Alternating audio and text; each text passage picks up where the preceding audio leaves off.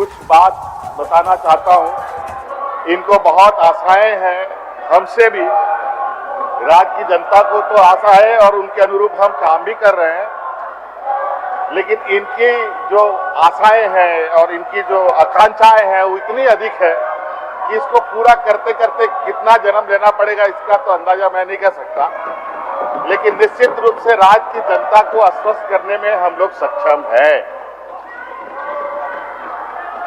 इनकी सहारे की आवश्यकता नहीं।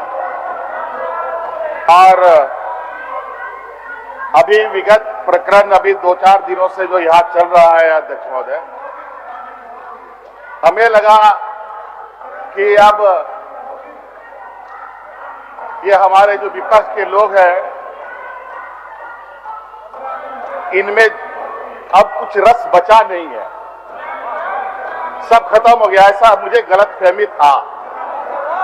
लेकिन कभी कभी ये अनेक तरीके के आड़ में छुप कर बैठे रहते हैं और अलग अलग सोर्स से अपने को जीवित रखते हैं। जैसे कुछ परजीवी लोग अपने आप को जिंदा रखने के लिए अलग अलग चारा और इनका इंतजाम करता है, उसी तरीके से आज छात्रों की आड़ में अपनी ताकत का इजहार कर रहे हैं।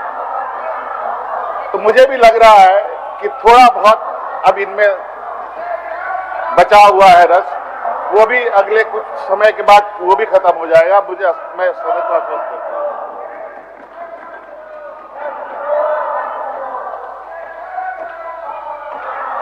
अध्यक्ष महोदय, सरकार की मंशा जेपीएससी से जुड़े विषय डीडीपीएल के द्वारा लिया गया एग्जाम के संदर्भ में आप लोग छात्र के हित में बात रखे नहीं और बात कर रहे हैं तो सुन भी नहीं रहे। कम से कम सुनिए तो। सीआईडी, सीबीआई, सुनिए तो। तरह तरह की चीजों को लेकर सदन में बात आ गई है और सरकार की मंशा पूरे राज्य को पता है और सदन के माध्यम से भी बताया गया है।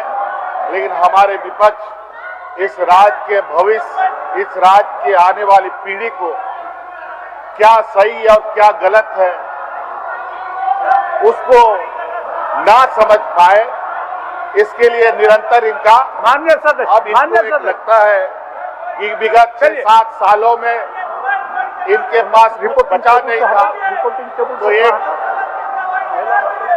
ऐसा दौड़ पर ये दौड़ चले हैं जहां फिर से इनको खाली हाथ ही हासिल होगा।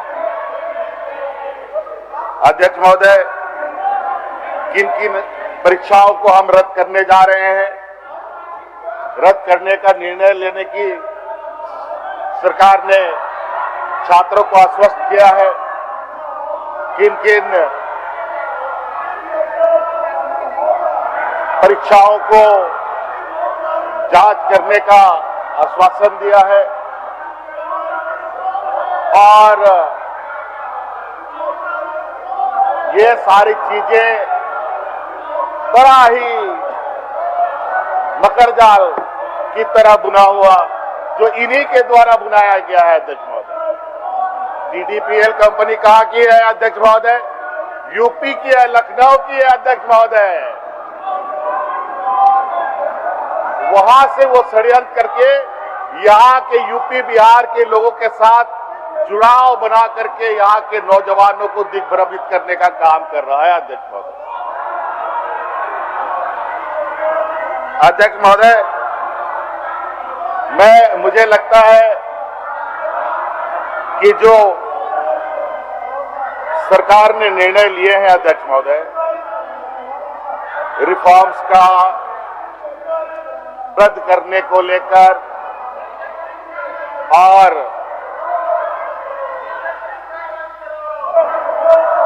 जांच को लेकर बिल्कुल सरकार की मंशा स्पष्ट है और सरकार निरंतर अपने कदम आगे बढ़ा भी रही है। हम आगे कामों को अंजाम तक ना पहुंचा पाए, इसके लिए इनका अपना जो विपक्षी ताकत है उसका दुरुपयोग करने में लगे हैं। लेकिन कोई चिंता नहीं, वो क्या कहावत है, वो हल्ला करते रहेंगे, हम अपना राह चलते रहेंगे। तो इसलिए अध्यक्ष महोदय, भैंस के सामने बीन बजाने से कोई फायदा नहीं, इसलिए हमें अपना काम करते जाना है अध्यक्ष महोदय। और कल जिस तरीके से सरकार और आंदोलनरत छात्रों के बीच में पूरा दिन भर का समय व्यतीत हुआ, आप लोग सदन में व्यवस्था कायम होने नहीं दीजिएगा, सदन की व्यवस्था को कायम करने नहीं दीजिएगा एकदम रहा।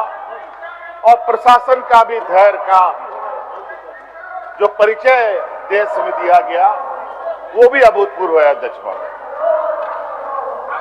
जहां 12 महीना 144 लागू रहता हो, संवेदनशील स्थान माना जाता हो, चाहे लोकसभा हो, चाहे वो राज्यसभा हो, चाहे वो विधानसभा हो, चाहे वो विधान परिषद हो, उसके एक सीमित दायरे तक कोई नहीं आ सकता। लेकिन ये हमारे जो विपक्ष के लोग जो गेरुआ वस्त्र पहन करके ढोंग रख करके दुनिया को दिग्भ्रमित कर रहे हैं, अब छात्रों का भी चोला पहन करके झारखंड के छात्रों को गुमराह करने में लगे। लेकिन कोई बात नहीं, वो भी परत दर परत हम हटा के रहेंगे, ये हमारा संकल्प। और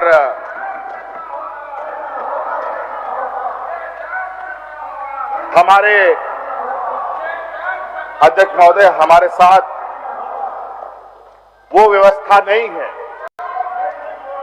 जिस व्यवस्था के बदौलत ये आज आसमान में उड़ रहे हैं, चाहे अलग अलग संवैधानिक संस्थाओं के माध्यम से, चाहे सीपी बाबू का पैसा तो ले लो, गोदी मीडिया के माध्यम से, चाहे अलग अलग चीजों के संस्थानों के दुरुपयोग पैसा तो भेजा है देर मार्ग से। महोदय, मैं प्रस्ताव करता हूँ, पैसा तो ले लो। सिंह जी ने जो पैसा अध्यक्ष महोदय के अंदर दिखलाया है, ये संसदीय मान्यता के खिलाफ है।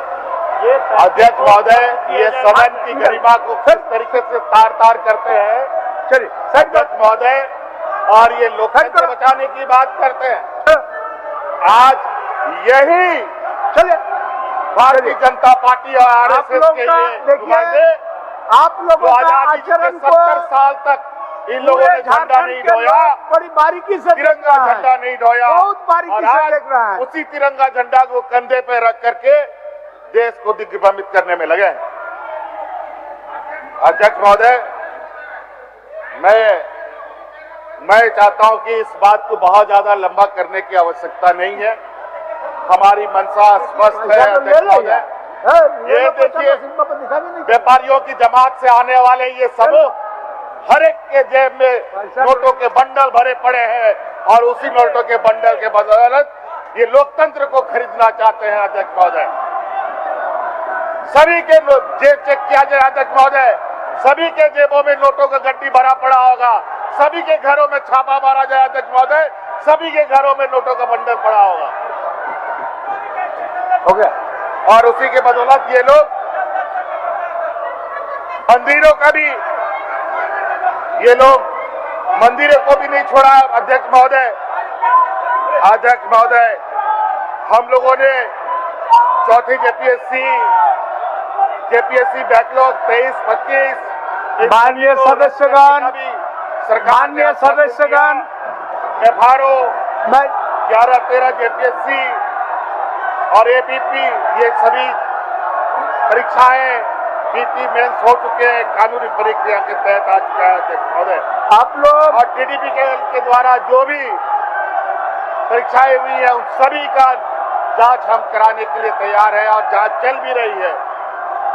और हम आश्वस्त हमने भी बच्चों को किया है, आप लोग लेकिन ये लोग माने तब ना। आप लोग सदन नहीं चलने देने का मन बना के आया है, फास्ट ट्रैक इसलिए बहुत ही दुखी मन से और बहुत ही भारी मन से अपना ECIR भी दर्ज कर लिया है। तो जनता का जन समस्या है, महोदय, उसको भी आप लोगों ने निराकरण करने नहीं दिया। और इनके जो रिफॉर्म्स के यहाँ तक कि इनके छात्र आंदोलनकारी ने भी ये बात माना है। रिफॉर्म्स में हम लोगों ने अधिकतर मांगे उनकी मान ली है और उससे भी बेहतर रिफॉर्म के साथ हम लोग आगे जाएंगे अध्यक्ष महोदय, जहां पर हम लोग बड़े बड़े संस्थानों के साथ IIT, IIM, XLRI जैसे अनेक और प्रतिष्ठित संस्थानों के साथ सलाह मशवरा करके क्या बेहतर तरीके से रिफॉर्म्स लेते हुए एग्जाम कंडक्ट कराए जाए, ये हमने निर्णय लिया है। अध्यक्ष महोदय, मैं एक बहुत अच्छा कविता लेके आया था, लेकिन ये लोग ये कविता नहीं सुन पा रहे, तो मैं ये कविता नहीं बोल पा रहा हूँ। इसलिए अध्यक्ष महोदय, नहीं तो बहुत ही खूबसूरत कविता है। अध्यक्ष महोदय, क्या आपका आदेश हो तो मैं उस कविता को पढ़ दूं? दे दीजिए, प्रोसीडिंग का पार्ट बना लें। अध्यक्ष महोदय, एक बहुत ही प्रसिद्ध कवि है भूपनाथ पांडे जी, उनका एक कविता है जिसका नाम है गिरो।